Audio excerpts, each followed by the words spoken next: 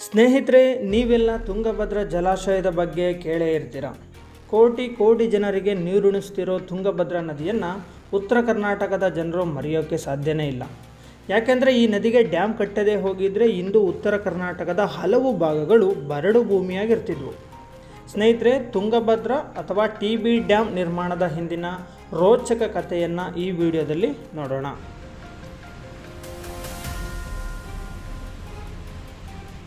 ಭಾರತ 1947ರಲ್ಲಿ ಸ್ವಾತಂತ್ರ್ಯ ಪಡೆಯುವ ಮುನ್ನ ಬ್ರಿಟಿಷರು ನಮ್ಮನ್ನು ಆಳ್ತಿದ್ರು. ವ್ಯಾಪಾರಕ್ಕೆ ಅಂತ ಬಂದ ಬ್ರಿಟಿಷರು ಭಾರತದಲ್ಲಿ ಛಿದ್ರಗೊಂಡಿದ್ದ ರಾಜಕೀಯ ಶಕ್ತಿಗಳ ವೀಕ್ನೆಸ್ಸನ್ನು ತಿಳ್ಕೊಂಡು ಹಂತವಾಗಿ ಇಡೀ ದೇಶವನ್ನು ತಮ್ಮ ಕಪಿಮುಷ್ಟಿಗೆ ತೆಗೆದುಕೊಂಡರು. 1757ರಲ್ಲಿ ಪ್ಲಾಸಿ ಕದನದಿಂದ ಪ್ರಾರಂಭವಾದ ಅವರ ರಾಜಕೀಯ ದಾಹ 1857ರ ಪ್ರಥಮ ಸ್ವಾತಂತ್ರ್ಯ ಸಂಗ್ರಾಮದವರೆಗೂ ಮುಂದುವರಿಯಿತು.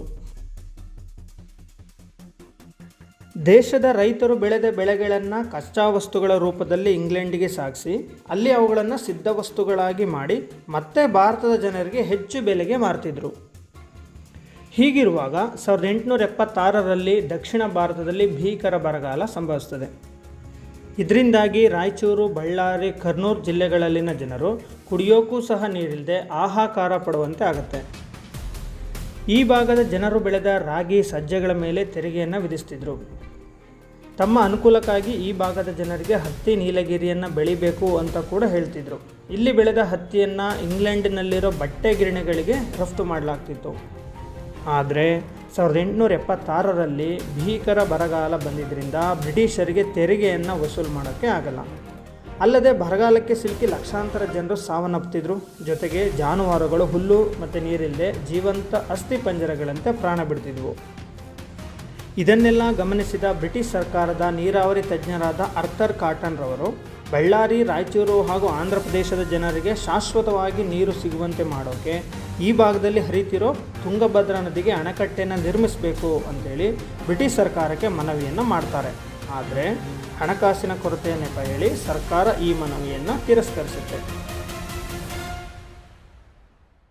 ಇನ್ನು 1902ರಲ್ಲಿ ಮದ್ರಾಸ್ ಸರ್ಕಾರದಲ್ಲಿ ಮುಖ್ಯ ಇಂಜಿನಿಯರ್ ಆಗಿ ಕಾರ್ಯನಿರ್ವಹಿಸುತ್ತಿದ್ದಂತಹ ಕರ್ನಲ್ ಸ್ಮಾರ್ಟ್ ಅವರು ತುಂಗಭದ್ರಾ ನದಿಗೆ ಡ್ಯಾಮ್ ಕಟ್ಟುವ ವಿಚಾರದ ಬಗ್ಗೆ ಮತ್ತೆ ಪ್ರಸ್ತಾಪ ಮಾಡ್ತಾರೆ. ಆದರೆ ಆಗಲೂ ಸಹ ಅದು ವಿಫಲ ಆಗುತ್ತೆ.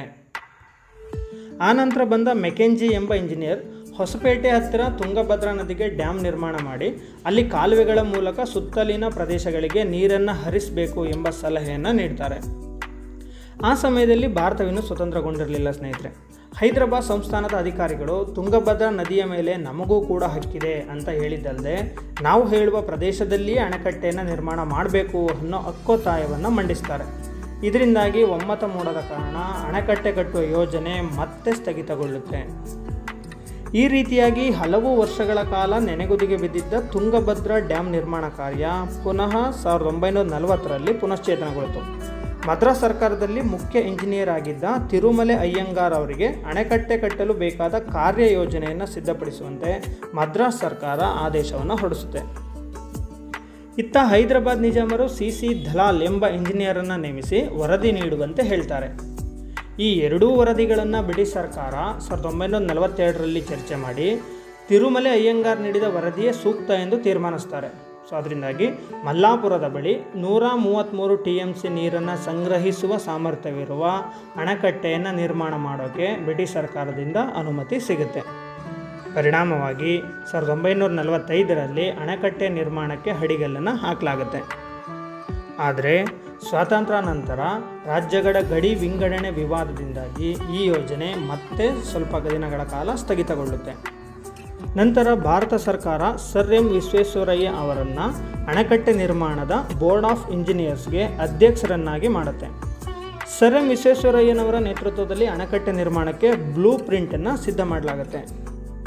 ಸ್ನೇಹಿತರೆ, ಈ ಡ್ಯಾಮ್ ನಿರ್ಮಾಣದ ಸಮಯದಲ್ಲಿ ಭಾರತ ಸರ್ಕಾರದ ಬಳಿ ಯಾವುದೇ ಅತ್ಯಾಧುನಿಕ ಯಂತ್ರಗಳು ಇರಲಿಲ್ಲ.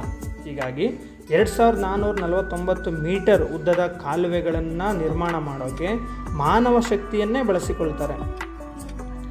ಯಾವುದೇ ಡ್ಯಾಮ್ಗಳ ನಿರ್ಮಾಣದಲ್ಲಿ ಸಾಕಷ್ಟು ನೋವುಗಳು ಕಂಡುಬರ್ತವೆ. ಅಂದರೆ ಈ ಅಣೆಕಟ್ಟೆ ನಿರ್ಮಾಣದ ವೇಳೆ ಸುಮಾರು 90 ಹಳ್ಳಿಗಳು ಮುಳುಗಡೆಯಾದವು.